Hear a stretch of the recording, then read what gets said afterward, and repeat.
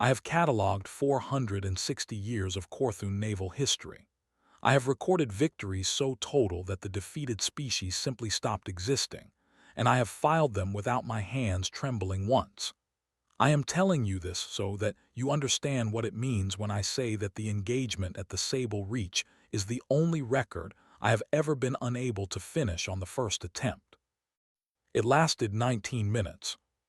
When it began, the Grand Armada of the Korthun Concord was the largest single fleet ever assembled by any species in the known reaches. 304 warships arranged in the perfect nested diamond that had won us every battle for 2 centuries. When it ended, there were 11 ships left, and I was aboard one of them, and I was the only officer on my deck still breathing. The thing that did this to us was a single human vessel. It carried no weapon that any of our instruments could identify. It was, by every reading we took, a derelict ore hauler that had come to beg for rescue. The humans had another name for it.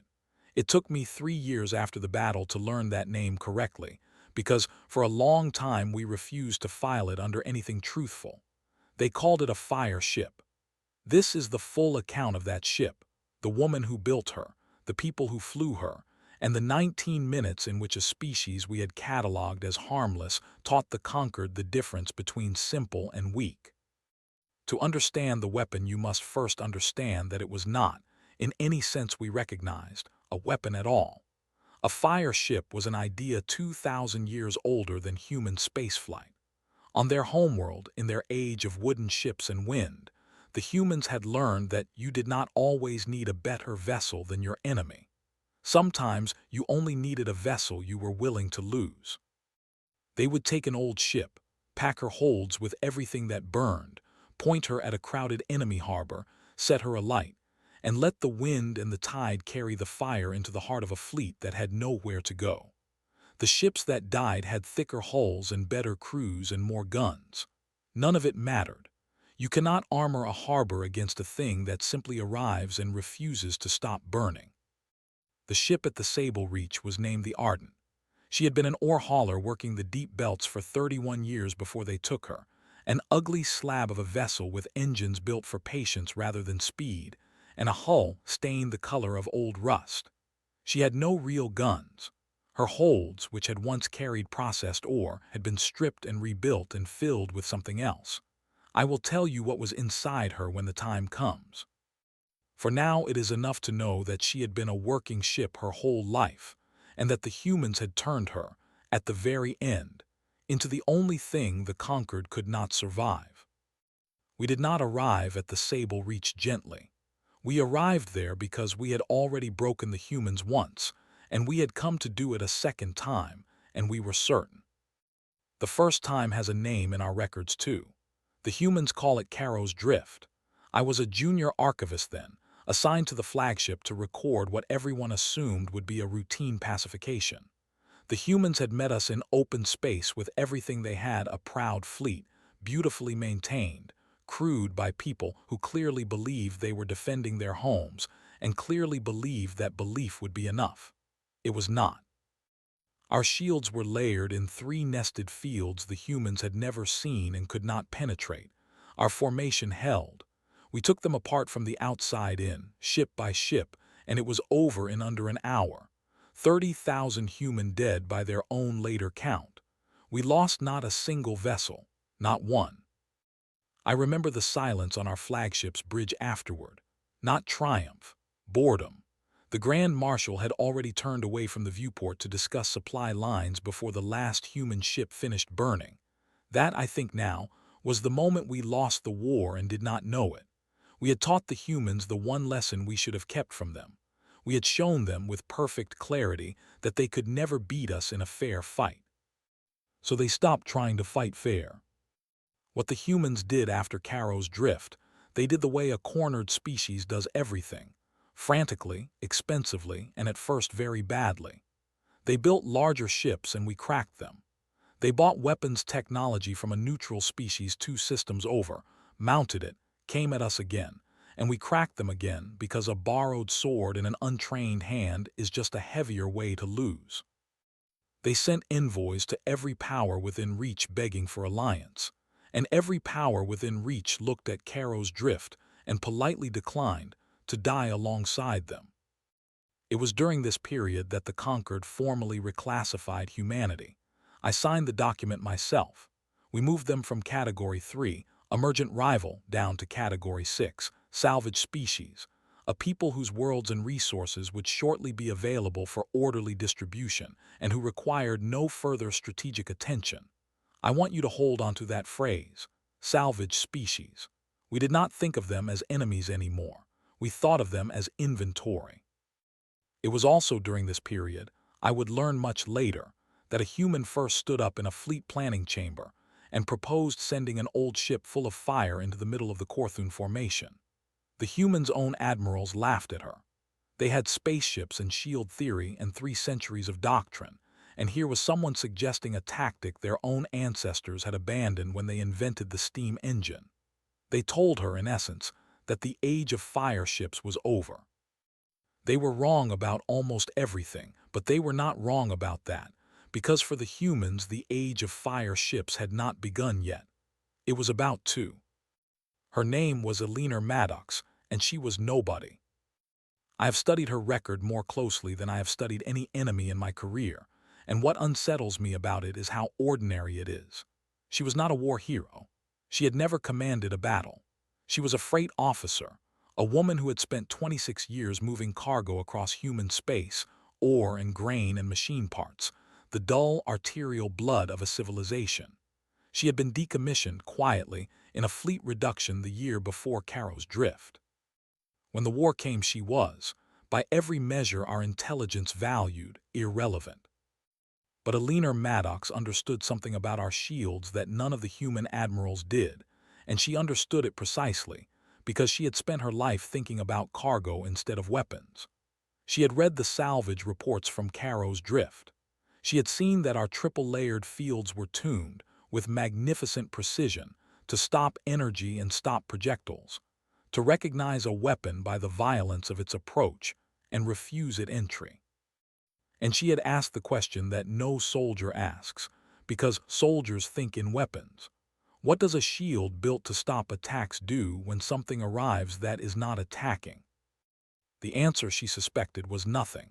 Our shields would let a harmless thing through. They would let a broken thing dock. They would, if it asked nicely enough, open to a ship that was dying and begging for help, because in 2 centuries of war, no enemy had ever turned the act of surrender into the act of killing. She did not need to defeat our shields. She needed to be let inside them. And once inside, she did not need a better weapon than ours. She needed a worse one, the oldest one. A ship she was willing to lose. She staked everything on it. Her name, her reputation, the last shred of her standing. And for a long time it bought her nothing at all. The months that followed were, for Eleanor Maddox, a slow study in being correct and ignored. The human command would not fund her ship. They had real fleets to rebuild and a real war to lose, and they had no resources to spend on a freight officer's resurrected superstition. She was given an office, which is the human way of telling someone to be quiet without saying it. She kept a list of vessels old enough and cheap enough to sacrifice. No one would give her one. Meanwhile, the Conquered advanced. We took the outer human colonies one after another, not in battle but in inventory, arriving at worlds that had no fleet left to defend them, and simply adding them to the ledger. I filed those acquisitions personally. I remember thinking the war was already over and that someone had merely forgotten to tell the humans. It was in this same period that the running joke began inside our own intelligence service, and I am ashamed to say I laughed at it too. Our listening posts had begun intercepting fragments of human command traffic, and one phrase kept recurring in the chatter around Eleanor Maddox, fire ship. Our translators, who are the finest in the Conquered, could not make it mean anything sensible. A ship of fire.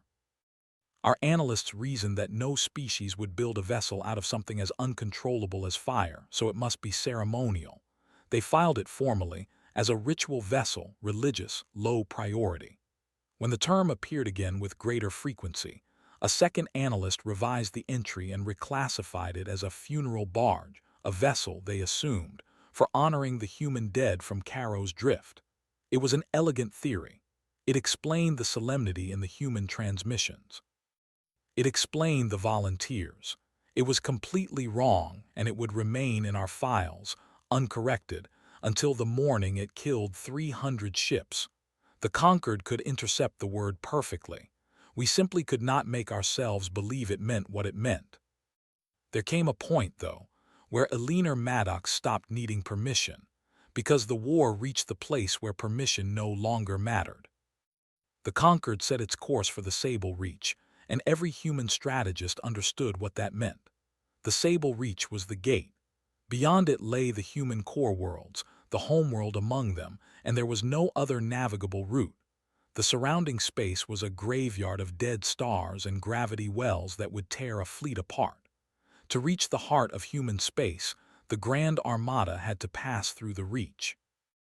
And the human command, starring at the end of everything, finally gave Eleanor Maddox the one thing she had been asking for. They gave her a ship.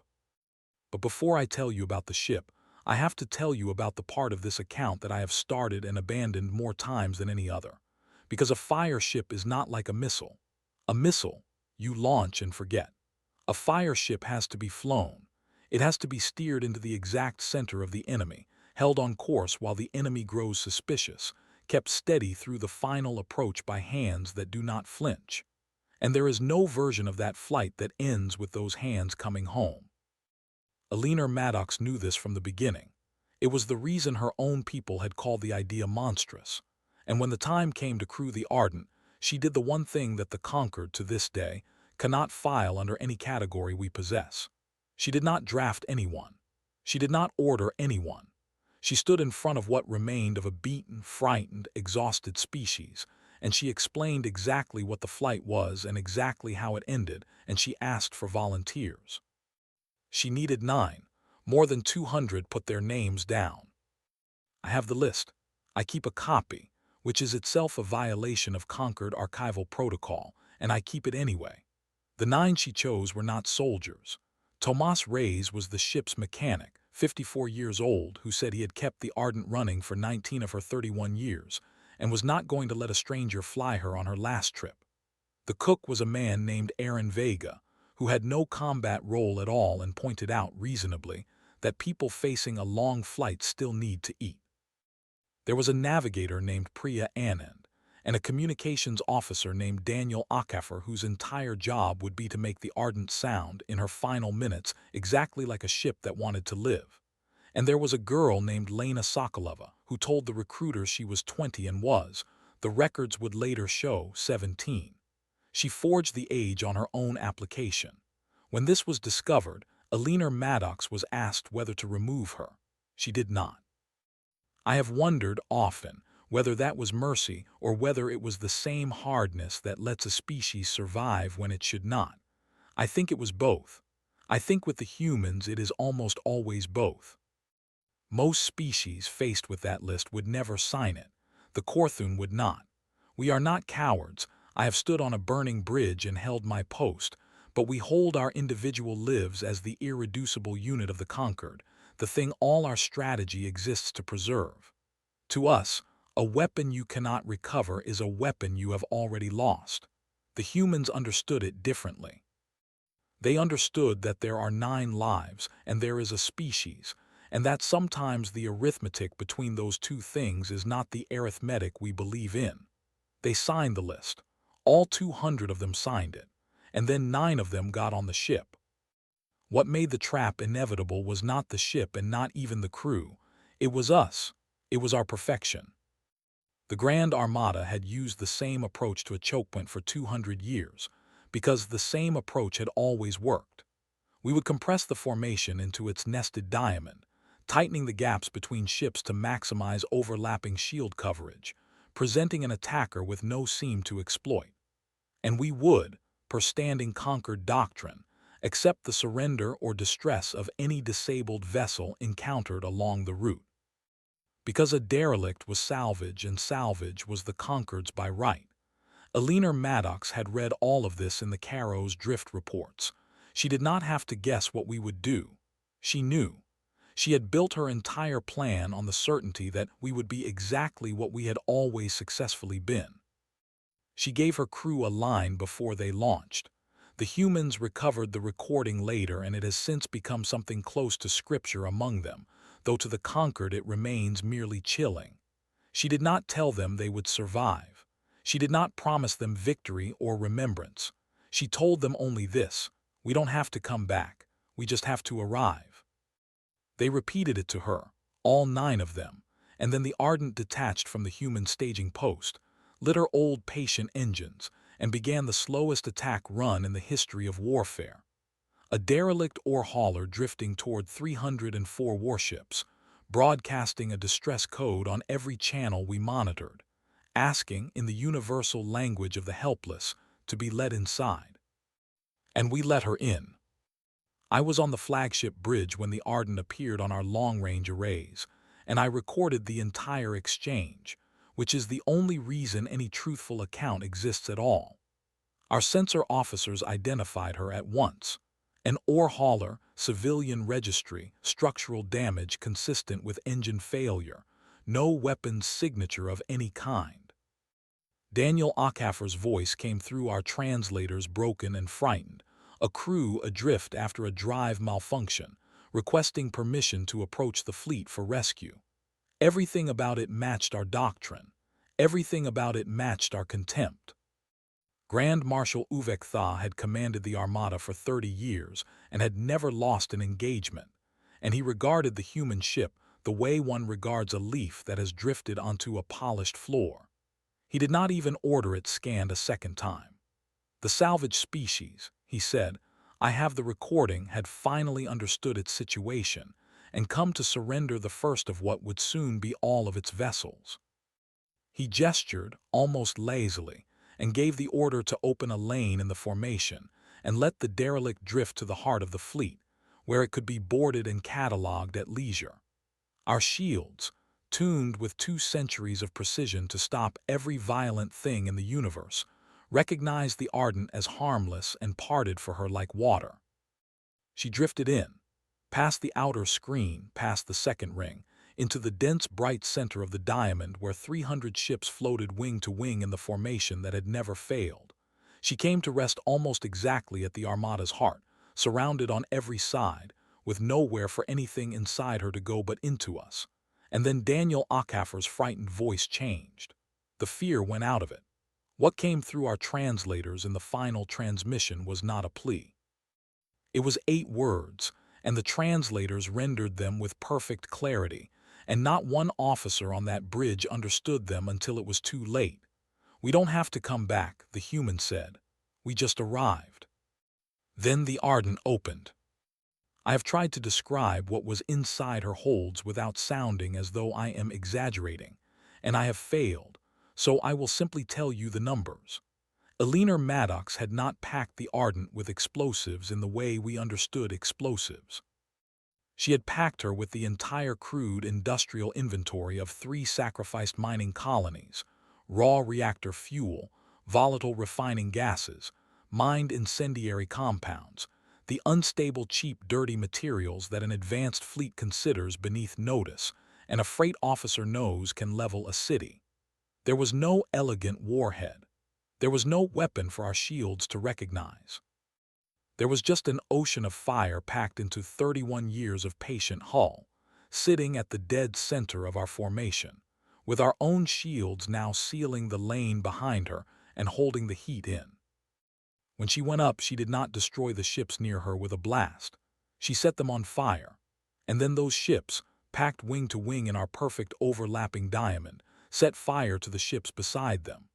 Our shields, which kept threats out, had no logic for a threat that was already inside, and so they did the one thing that finished us. They held the inferno in, contained it, concentrated it, fed it from ship to ship along the tight, bright lanes we had compressed for our own protection. The formation that had won us 2 centuries of war became, in under 19 minutes, the most efficient machine for spreading fire ever assembled. The flagship's own hull breached at minute 14. Grand Marshal Uvek Tha gave 4 separate orders to disperse the formation, and all 4 came too late, because there was no longer any direction to disperse toward that was not already burning. 304 ships entered the Sable Reach. 11 left it. I counted them myself from a lifeboat in the dark, with the reach behind me lit up like a second pair of stars. The conquered could not accept it, and that refusal is, I think, the most human thing the Korthun have ever done, though we would never call it that. The tribunals convened within the month, and they began, immediately, to construct explanations. It was not possible, the first finding held, that a Category 6 salvage species had destroyed the Grand Armada with a freighter, and therefore it had not happened that way. There must have been a stolen, conquered superweapon aboard the human ship. When forensic salvage found no such weapon, found only the burned chemical residue of mining stock, the most primitive incendiary load imaginable, the tribunal revised its theory.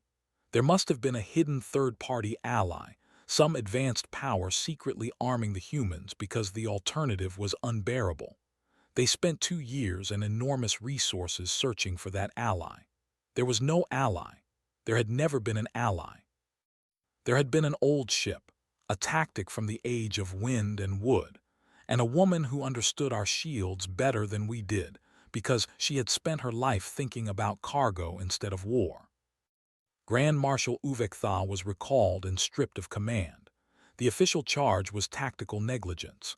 The real charge, the one no one would write down, was that he had been exactly what 2 centuries of victory had made him, contemptuous and incapable of imagining that the thing drifting toward his fleet meant precisely what it said. I do not entirely blame him. I was on that bridge. I read the same harmless censor returns. I, too, looked at the Ardent and saw salvage.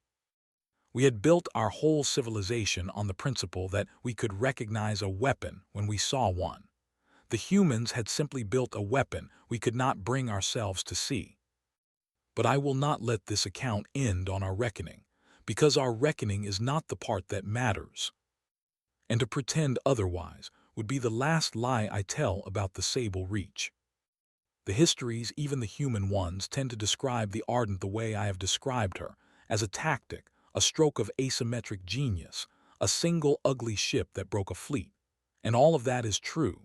But there were 9 people inside her, and the cleanness of the victory in the records is paid for entirely and forever by the fact that those 9 did not survive it. Tomas Reyes, 54, who would not let a stranger fly his ship on her last day. Aaron Vega, who cooked the final meal 9 people ever ate so that they would not face it hungry. Priya Anand at the navigation console, holding the Ardent dead level through the approach while our ships filled every viewport. Daniel Akafer, whose frightened voice was an act of acting, sustained perfectly until the 8 words at the end. And Lena Sokolova, 17 years old, who lied about her age to get onto a ship that was never going to land. When you look at the records of the Sable Reach and see only the number 304 to 11, understand that the number is the beautiful part, and that the beautiful part and the terrible part are the same 9 people, and cannot be separated, and were never meant to be. The conquered lost 300 ships. The humans lost 9 names and a freighter, and they have spent every year since making certain that the 9 names are not allowed to become small. What the Sable Reach changed, it changed overnight, and it has not changed back.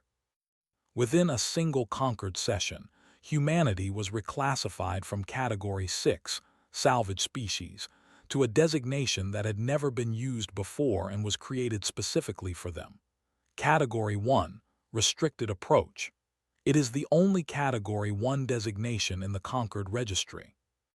It means that no Korthun fleet may engage human space without direct authorization from the full council, and that no Korthun commander may ever again accept a human distress signal, a human surrender, or a human derelict under any circumstances whatsoever. The doctrine that won us 2 centuries of war, except the helpless thing, folded into the ledger, was struck from our manuals in a single afternoon, because Eleanor Maddox had shown us, with 9 lives and an old hauler, what the helpless thing can be made to mean. Eleanor Maddox herself did not fly the Ardent. She had wanted to and was ordered not to on the grounds that the species needed the person who had built the weapon more than it needed her aboard it.